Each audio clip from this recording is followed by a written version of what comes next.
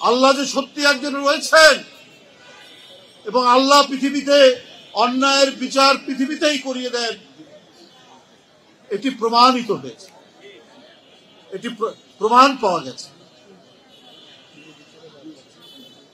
দিনের ভোট রাত্রে করে, বিনা ভোটে নির্বাচন করে টিকে থাকতে চেষ্টা করেছে, কিছুই হয়নি। এত গুম খুন, এত বিচার বহির্ভূত হত্যা, এত টাকা ব্যাংক থেকে হরিলুট। 2018 সালের সেই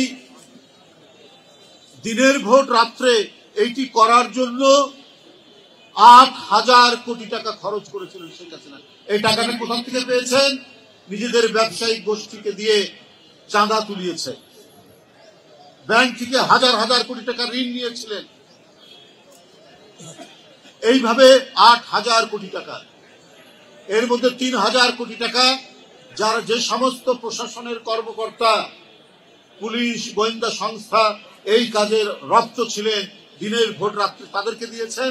আর 5,000 কোটি টাকা নিজেরা ভাগ বাটোয়ারা করেছেন, তাও 4 জন শেখ হাসিনার ঘনিষ্ঠ লোক। এটা কি মানুষ সইবে? ব্যাংকে কার টাকা থাকে? জনগণের টাকা থাকে। বেসিক ব্যাংক লুট করেছেন কার টাকা? জনগণের টাকায়। সোনালী ব্যাংক লুট করেছেন কার টাকা? জনগণের টাকা। বাংলাদেশ ব্যাংক থেকে আপনি যে 800 কোটি টাকা হাওয়া হয়ে গেল, কার টাকা? জনগণের টাকা।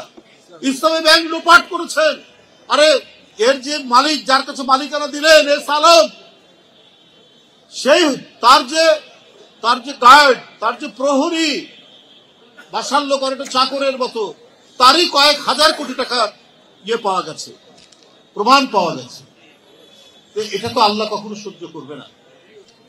মানুষ আজ অনেক দিক থেকে তাদের যে দাবি আকাঙ্ক্ষা, বরং যারা শহীদ হয়েছে সেই সমস্ত পরিবার, আমি বগুড়ার একটি জানি, 4 বছর কি 5 বছরের একটা শিশু গুলিতে আহত হয়েছিল আন্দোলনের সময়। হয়েছিল না, কি নাম জানি আমি ভুলে গেলাম।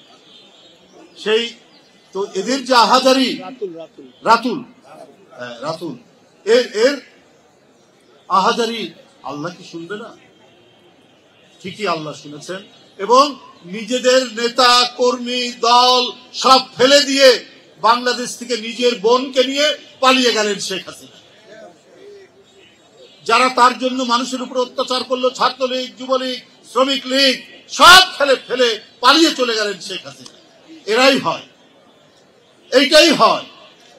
যারা অপরাধী, যারা লুট করে, যারা মানুষ হত্যা করে, যারা শিশুর রক্ত পান করে, কিশোরের রক্ত পান করে, তারা যখন পতন দেখে তখন নিজেদের লোককে ফেলে রেখে শুধুমাত্র নিজের আত্মীয় স্বজন এদের নিয়ে পালিয়ে যায়। আমরা দেখেছি না এজিদের পতন এভাবেই হয়েছে। আমরা ইসলামের ইতিহাস থেকে জানি কত তার দম্ভ, কত কি ফোরাত নদীর সেই বিয়োগান্তক ঘটনা ঘটার পর সব তার হাতে ক্ষমতা, কিন্তু যখন পতন হলো, ভয়ঙ্কর পতন। হিটলার তার লাশই খুঁজে পাওয়া গেল না। আরো পৃথিবীর ভয়ঙ্করতম নদী রয়েছে। এদের পরিণতি তাই হয়, এদের কবর পাওয়া যায় না পর্যন্ত।